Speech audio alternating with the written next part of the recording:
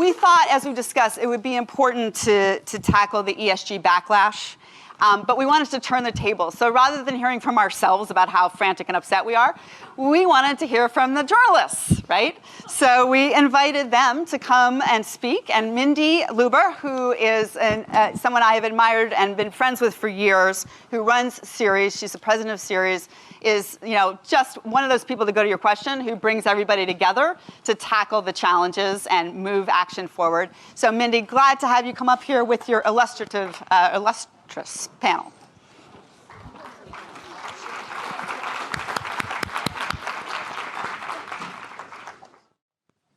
Okay, folks, friends, we're ready. This will be a tough session. I'm a tough moderator. Microphone's on, working? Great. Hello. Good morning, everybody. It's great to be here. That was a wonderful start by Tanzi, A through Z, on sustainability and what we need to do. And we need to do all of that plus more, or times 100. We've got a discussion that we're going to turn into a positive discussion, despite the fact that it is about a new set of headwinds that some like to call woke capitalism, or why ESG is about antitrust, is about bad things, and we're going to get into that quite quickly. I've got 4 of the most talented journalists I know, many of whom, if not all of whom, have not only written articles, editorials, but books. And look at their bios. They are each individually extraordinarily impressive. And thank you for being here today. Let me give you an overview. The topic we're here to discuss are these headwinds, the anti-ESG, the woke capitalism movement, none of which are terms that I particularly like. In many ways, I'd like to make ESG go away. I think our alphabet soup, even Tanzi, ISSB, IFRS, we're going to try and get rid of some of those and talk English as much as we can. But if we look at where we've come from, over the last 20 years, definitely more the last 10 years, the rise in addressing environmental, social, and governance issues as capital market matters, not only as issues we care passionately about. I want my kids to grow up in a more equitable, safe, a human future where we're not facing the ills of climate change, which, of course, we see that growing. Over the last 20 years, we've gone from eye-rolling, as I used to call it, of corporate executives and investors who say, yeah, that's nice. I know you want me to consider climate change and water shortages and justice, but I run a business or I run an investment firm. That is not where we are today. What we need to do is first celebrate and rejoice that 20 years later, corporate executives are acting on climate. Yes, some are overstating it. Yes, there's greenwashing, but they also get that integrating environmental and social issues and governance issues are part of the business imperative. Think about ignoring climate risk. Hundreds of billions of dollars a year, and there are some saying we can't consider or analyze the implications of climate risk. I mean, that's a breach of fiduciary duty that lacks common sense, that defies any kind of hard analytics, and we need to keep the train moving in the direction it's going in. So as I said, over the last 20 years, extraordinary progress. I'm not going to sit here and regale you on the numbers, but companies, and large publicly traded companies in particular, understand they have to integrate ESG because it's a business matter, because their employees care, their consumers care, and the numbers could not be more relevant. We have thousands of corporate executives and board members going through our corporate board training programs. They want to know what their role is, what the opportunity is. Again, none of these companies are perfect, but they are setting climate goals. They're setting climate transition plans. We want to make sure they're strong, they're good, but we see movement. On the investment side, we have 700 investors working with us on things like Climate Action 100, another buzzword, but where the investors are expecting companies in their portfolios to analyze climate risk. 700. We had about 4 20 years ago. That's the progress we're all seeing. And those companies and investors are setting net zero standards, They are aspiring to get there, and we need to keep pushing to make sure they do. But this is real. It is a part of what we do. Every rating agency is considering climate risk. Stock exchanges are looking at climate risk. There is no part of our capital market system that has not accepted that climate, as an example, is a material financial risk that we need to address. And the progress is extraordinary. The Commodities Futures Trading Commission is a regulatory matter, the SEC, the Federal Reserve. They were not talking about climate 20 years ago. Now they're all working on regulations. Will they be strong enough? Perhaps not. But we are seeing change in the federal financial regulatory system. And the global progress is huge. So that's where we've been, and there's much to be proud of. There's definitely an extraordinary further amount to do. But we're all now faced with, and that's where we're going to talk to our brilliant colleagues about, we are faced with this thing called woke capitalism, that somehow at a state level, a federal level, a regulatory level, a corporate level, there is a movement that is suggesting if you integrate the analysis of environmental, social, and governance issues, you're violating the law. They are trying to pass laws in 17 states. There are 16 bills at the Congress. The Department of Labor rule that passed a month ago saying the federal pension fund may, not must, but may consider ESG risks is now being challenged. The House rejected that. The Senate rejected that. The president is going to have to veto it. It's a little bit like Alice in Wonderland. It's insanity to some of us. How we could think about ignoring these risks makes no sense. But there are tens of millions of dollars going in to make the case. The number of bills, the number of attacks on regulatory agencies, on companies, investors, that's what we're facing. We will beat it back, but how? It is a complicated issue. So I'm going to start. What is going on out there? And we'll start at the end with David. What are you seeing, and where does it come from? It comes from the fossil fuel industry, and that's it's well documented. And I've been reporting on it for a year now, pretty extensively, and some of the fingerprints are easy to see, some are harder to see, but we saw, starting several years ago, oil executives in Texas, to take one example, started getting declined on loans and lines of credit for continued operations from some big banks. Now, the big banks probably weren't doing that for ESG reasons. They legitimately thought, listen, clean energy was up, oil was down, maybe not the best long-term investment to keep putting money towards fossil fuels. Irrespective of what the actual rationale for some of those loan declinations were, the implication to the oil men and to the broader Texas community was the big banks are waging war on fossil fuels. And so we then saw the origins of SB 13, the first Texas legislature that sort of set the precedent for these 17 bills that are now making their way through state houses across the country. A half dozen or more have now been passed. We've seen states like West Virginia stop doing business with some major financial institutions. We've seen big state pension funds start to withdraw money from companies like BlackRock over all this. And so that's one example, just this sort of flurry of activity in Texas alone. But we've also seen groups like the Texas Public Policy Foundation, not to pick on Texas too much, which has a record over decades of being funded by not just independent producers, but the oil majors. And the Texas Public Policy Foundation has waged a war on socially responsible investing, on ESG, on anything sort of climate progressive. Any efforts to reduce climate change or even talk about climate change as an existential threat, as many people in this room would believe it is, and wage war on the imperative to reduce carbon emissions overall. Because listen, all of the work that many people in this room are doing, I think people have to realize, to many businesses in the fossil fuel industry, represent sort of an existential threat to their way of life. And that's something I think people have a hard time accepting and grappling with, that for as much as the community of practitioners may believe that, yes, there is a moral imperative, a societal imperative to make this transition to a net zero future, you have to realize that as you're doing that, you are essentially going to war with an entrenched, centuries-old industry that still has a lot at stake.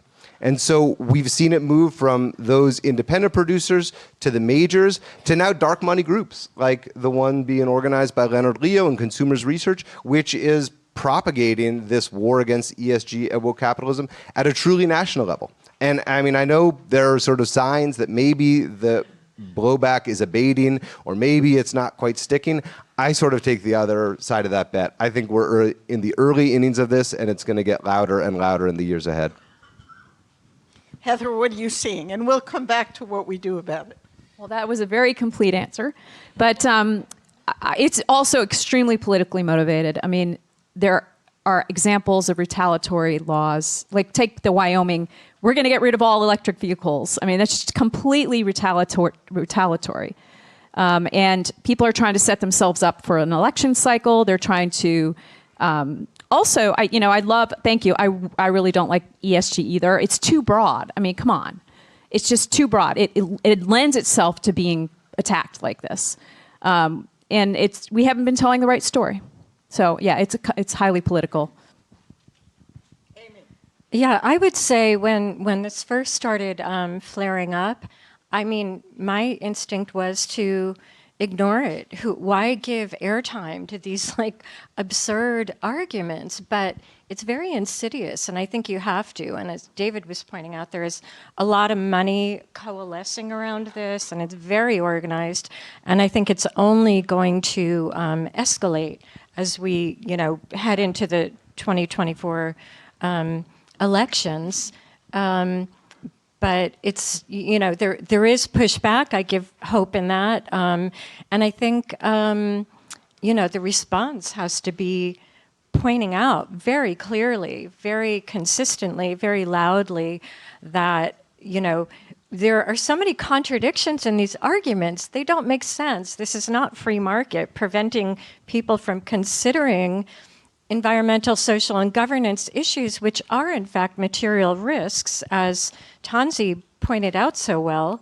The whole thing is absurd. So I think we really have to be thinking about winning that messaging argument, because it is heating up. And like already with Silicon Valley Bank, which I'm sure all of us here were spending our weekend tracking, that already is being pinned as, it was a woke bank, and that's why it failed. And the Wall Street Journal editorial pages even pointed out the diversity of their board. They had people of color and women and LGBTQ, and that could have possibly been a factor. I mean, it's absurd, and we just cannot let that take hold.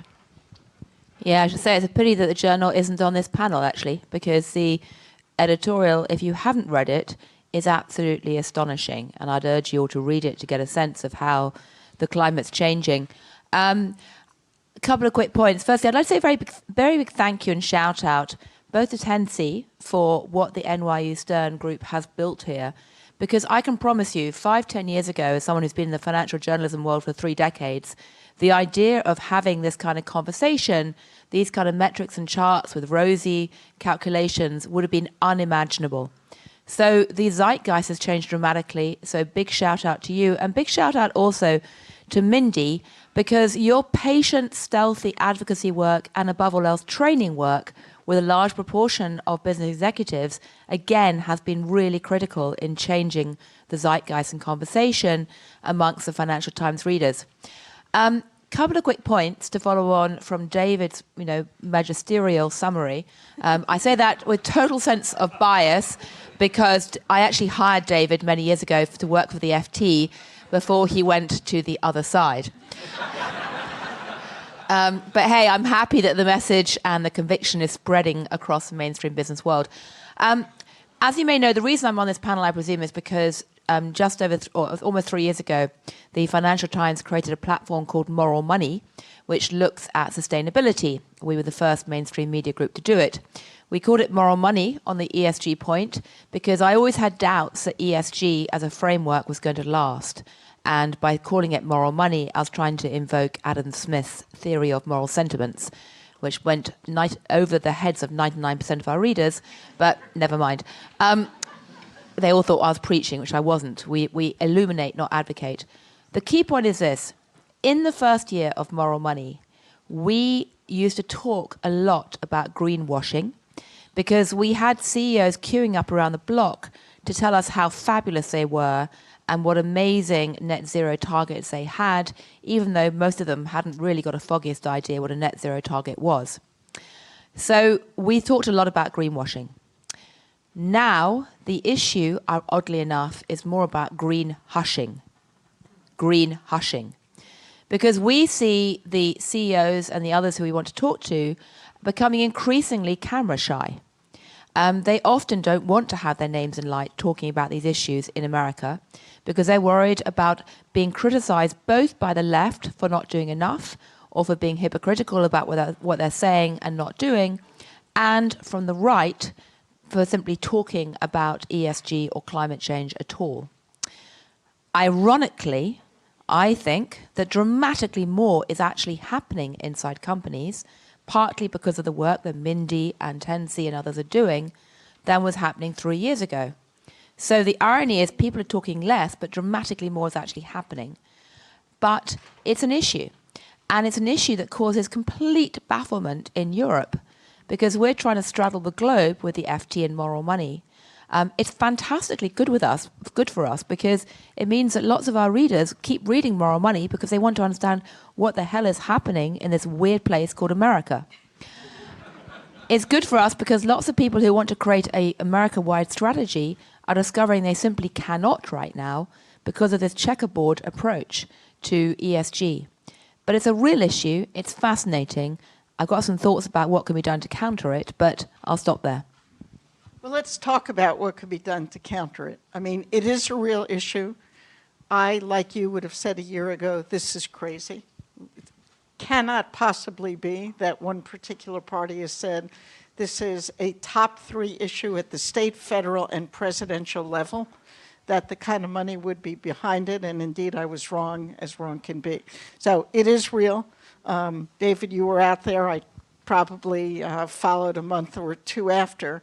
But when there are bills filed in 17 states, when there are 20 attorneys general going after anybody who is considering ESG, when there are states literally trying to ban the largest money managers, none of whom are pure, from even doing business in their state. And in places where that's done, it has cost their state more money because when they banned in Texas the 6 largest underwriters, they brought in underwriters that didn't do as good a job and cost the state $600 million. This is craziness. Rating agencies are concerned. Companies are concerned. They want to do exactly what we just heard. They want to act but not talk about it. It is real.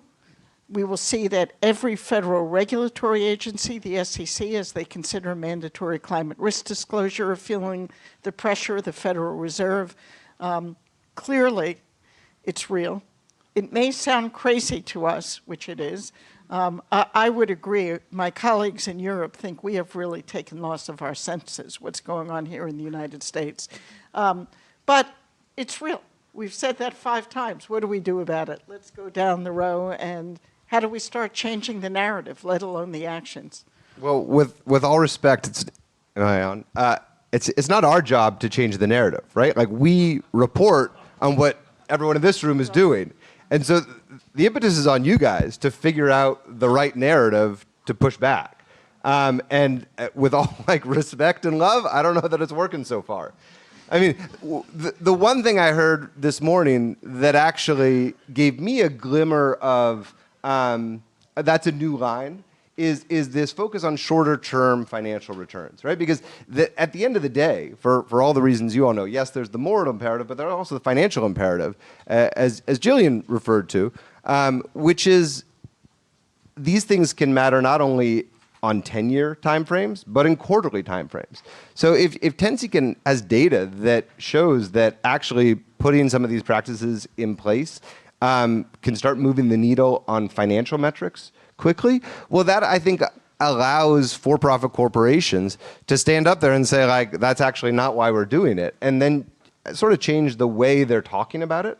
and make it much more about a bottom line issue, which of course is sort of the meta critique from many of the critics here, which is that business has lost the plot effectively, and they're thinking not about the actual profit motive and the need to make returns for investors, but all these other social and environmental concerns that many investors may not just care about. Yeah,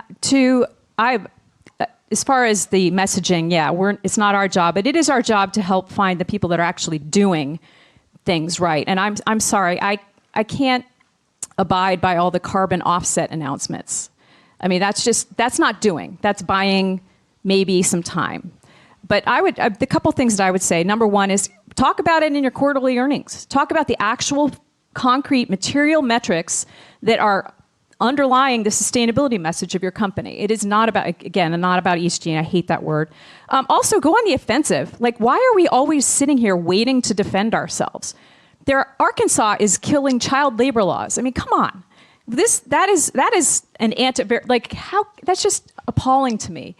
So we have to get a lot better at telling our story, going and talking to the Congress people and the state legislators, and actually showing them that it's about E, economic opportunity. It's about S, shared opportunity, for everyone in the state, and G, good paying jobs. Like, we need to take that message, not this sort of woke thing. We need to go on the offensive and get out there. I'm sorry, I get worked up about this. But that would be one thing. And then I think there's some good industry, to your point about the oil industry, the industry groups that are really benefiting financially from this need to get their act together and talk together and get their money together and counteract it. I think there are some efforts underway with, I think, Mindy, you're probably part of that, and As You Sow, and yeah.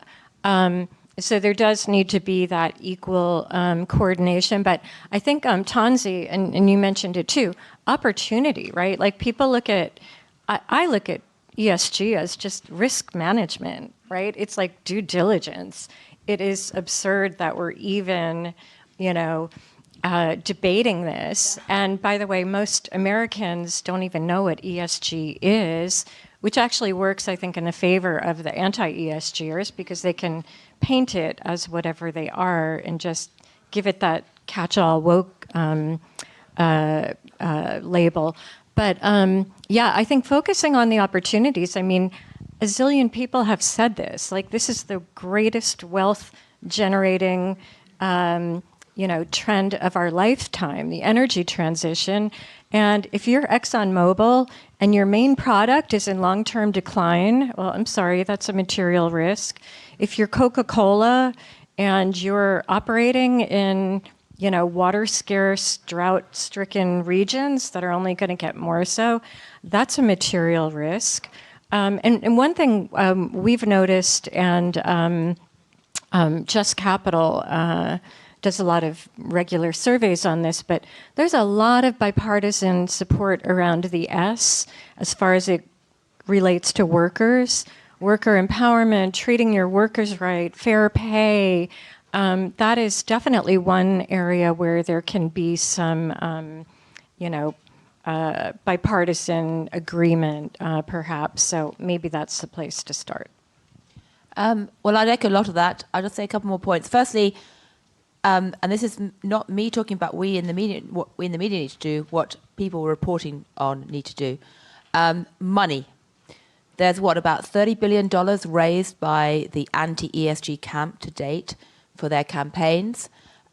People like Mindy and others need to get a war chest, because much as I hate the money politics in America, that is the reality, and there needs to be serious fundraising. Go cuddle Tom Steyer, Mike Bloomberg, whatever else, but you need money. Secondly, messaging.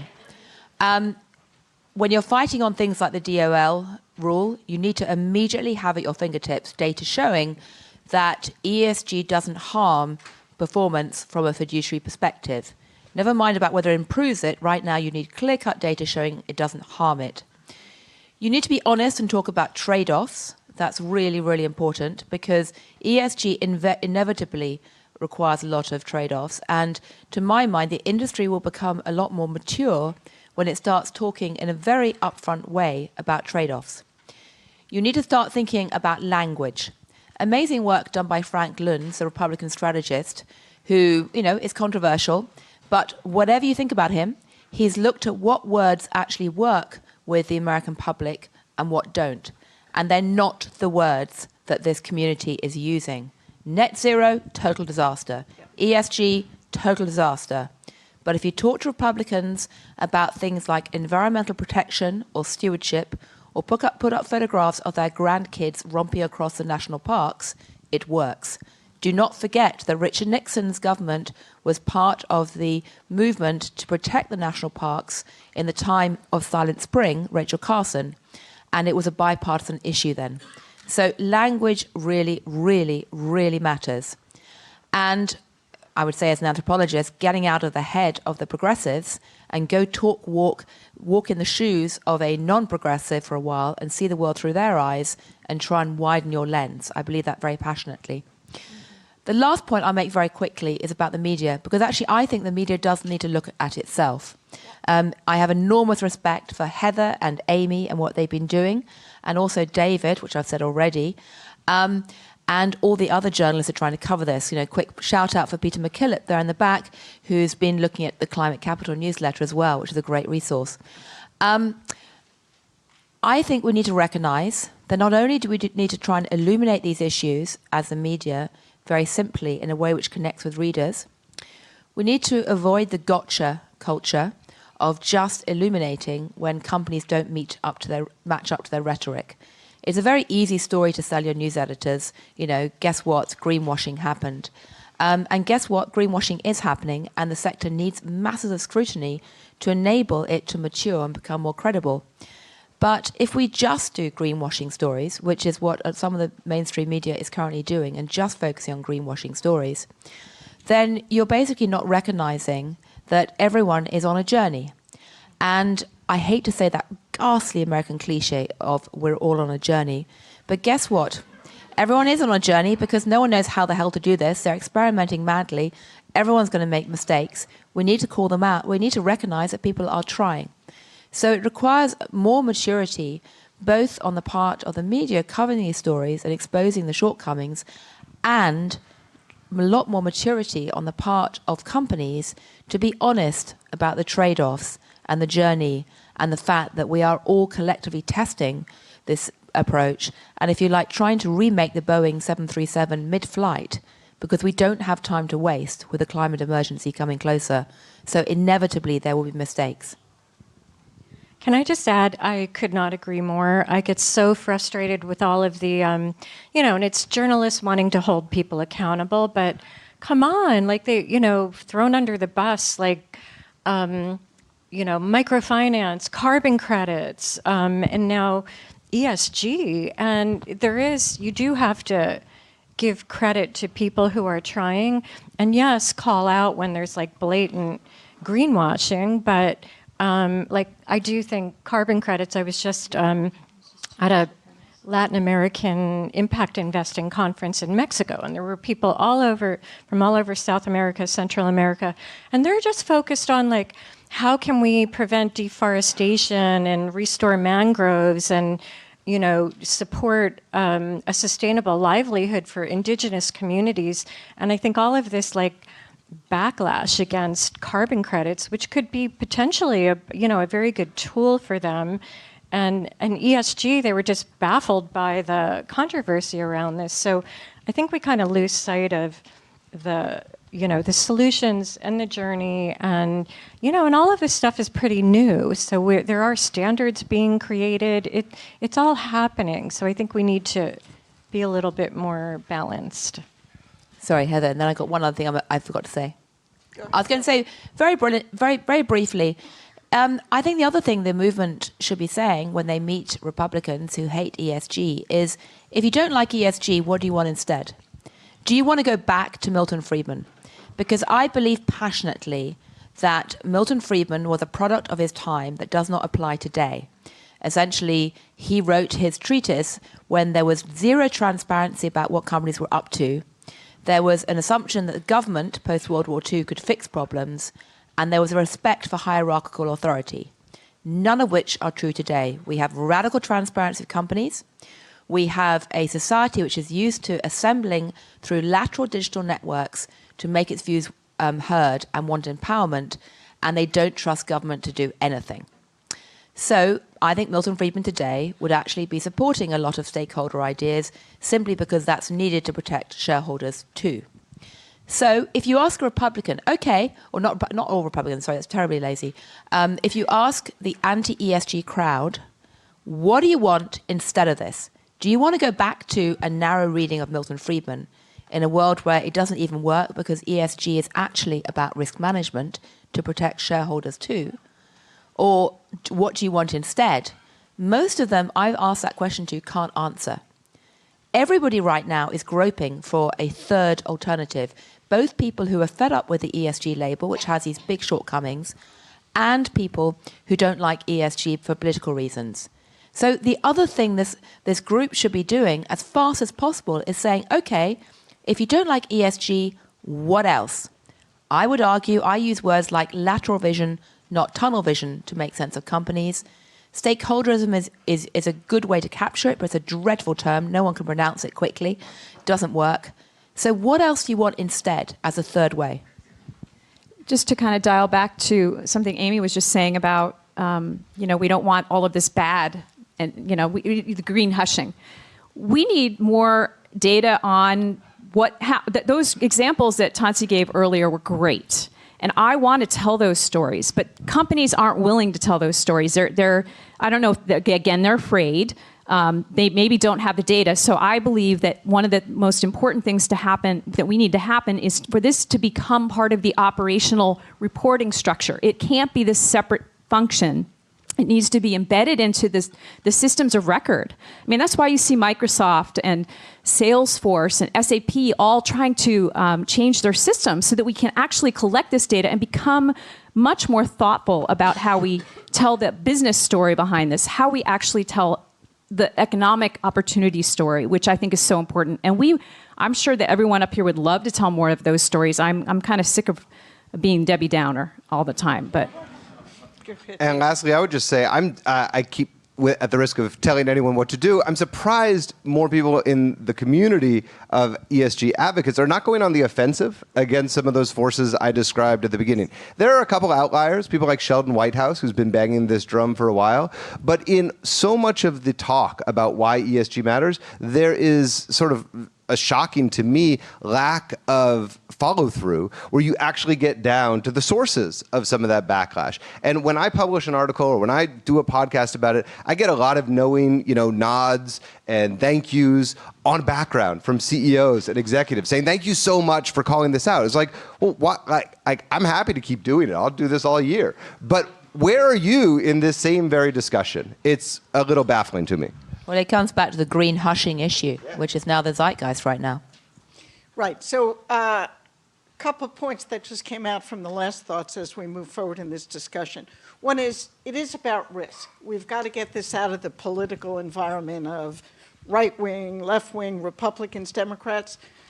Do you want us not to consider risk? Should an investment manager go consider building a portfolio and not look at inflation risk, currency risk, climate risk? These are real numbers, billions and billions of dollars.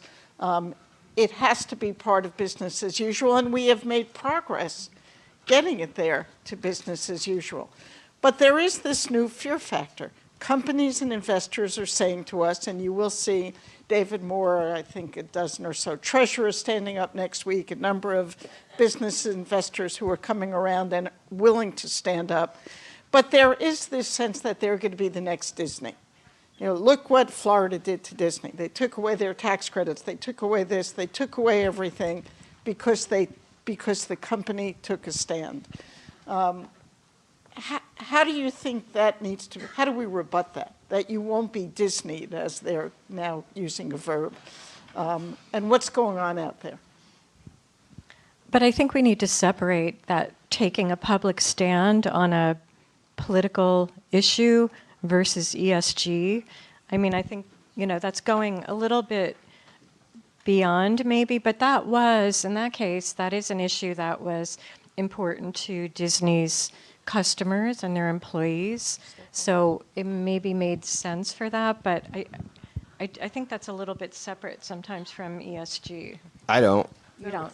Okay. No, I mean, I think this is it is an absolute extension of what we've seen really since I think it really got started during the Trump years, when what you had was CEOs having to respond to every new week of sort of Trump outrage, whether it was Charlottesville, whether it was immigration bans, and you saw CEOs effectively having to align themselves with Democratic policy priorities. That set in motion over the last 5-7 years, this decoupling of historic allies, the GOP and corporate America, which for so long had this symbiotic relationship that has been fractured now. And I see a lot of the real acute ESG reactionary rebellion and the funding for it and the willingness of so much of the House and the Senate on the right side of the aisle to sort of take up this cause as a pure sort of punitive response to corporate America's alignment with the Democrats on some of these much more core sort of policy issues over the last 7 years. I think you need to get together with your board and figure out what your company stands for and then take a stand. And not worry, like, okay, that happened to Disney, but they did what was right for the company. And that was important. And they did it, and it hurt. And they're going to move on. And there will be a day when that probably will be looked at as a great decision.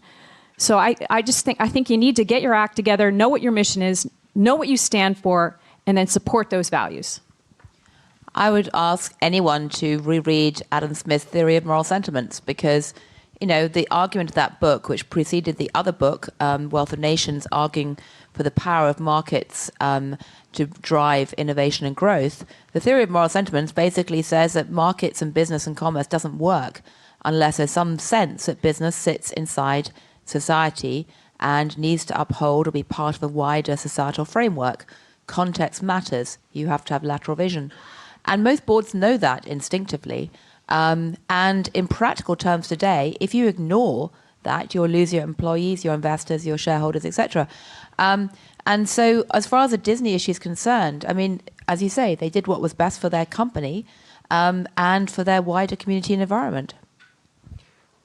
I though think there's a risk of this community sort of saying like, oh, we did what's best for our company and we'll have no regrets. I mean, we're at the level where there are going to be trade-offs. There could be costs. I mean, there are going to be material costs for Disney. And so I just don't think it's as simple as saying, you know, well, everything's going to be okay because we're on the right side of history.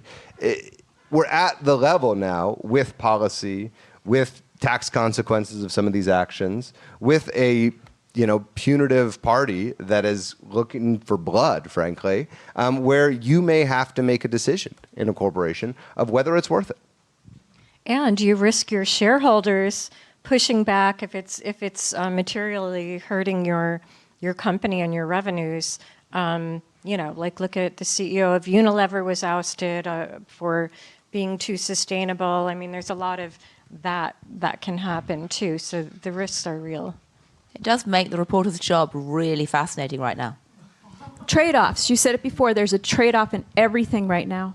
There are trade-offs, but to suggest that environmental, social, and governance issues must be a trade-off, that it will cost the company money, rather than just looking at this small thing called facts, that if something is costing hundreds of billions of dollars a year, there's a short, medium, and long-term risk. That if you're a apparel company and you don't have access to all the water you need and your cotton crop is dying because we're ignoring climate change, that's a financial risk as well as a human risk, a risk for the future. Let me ask something to the reporters. And David, I agree it is not your job to create the narrative. It's our job and it's your job to report on it. But how are the arguments, the insanity of the arguments of this anti-ESG woke capitalism not being rebutted more quickly by the media? I mean, it's a little bit like we live in a country, and again, if you travel out of the country, people think we've lost our senses. There are people saying, I'm wearing a yellow jacket, and people want to believe it. Our election was stolen. There are many people who want to believe it. How do we make the factual argument and make it so clear that this woke capitalism is a bunch of nonsense? Well, I guess I don't know that I agree with that statement that it is a bunch of nonsense. I think the framework for ESG is so broad that the community that has advanced this as an umbrella term, which symbolizes not only sort of the aspirational moral and sustainability agendas that many people care about, but also the financial metrics that we've talked about, and the fact that, yes, this can be accretive in the long term, has left an opening, as I was just saying earlier, for people who fundamentally disagree with some of the social policies, especially embedded in the S part of ESG, to make what I think is an argument that resonates with large swaths of this country. I'm sorry, like, we're at NYU in Manhattan. Like, there's lots of people, if you go out into Ohio and Illinois and everywhere in between, or upstate New York, who are not in favor of diversity mandates, who don't necessarily think that a more diverse board is something that should be regulated or even matters at the end of the day. So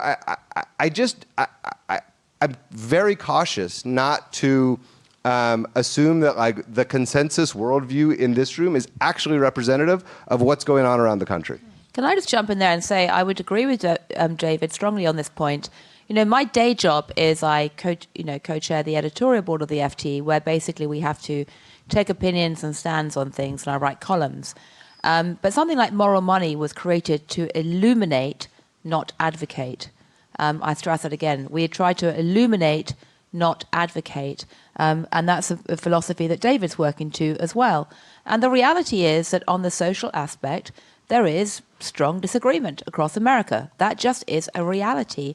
And we, as journalists, need to try to reflect all sides and present, try and walk in the shoes of people who have different perspectives to try and understand them.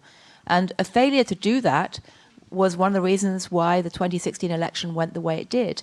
And I'm not saying for a millisecond I would endorse these alternative perspectives, but we do need to report them. And it really comes back to the question about whether people championing ESG goals can present their message in a sexy, exciting, thrilling way. I'll give you a tiny example of this.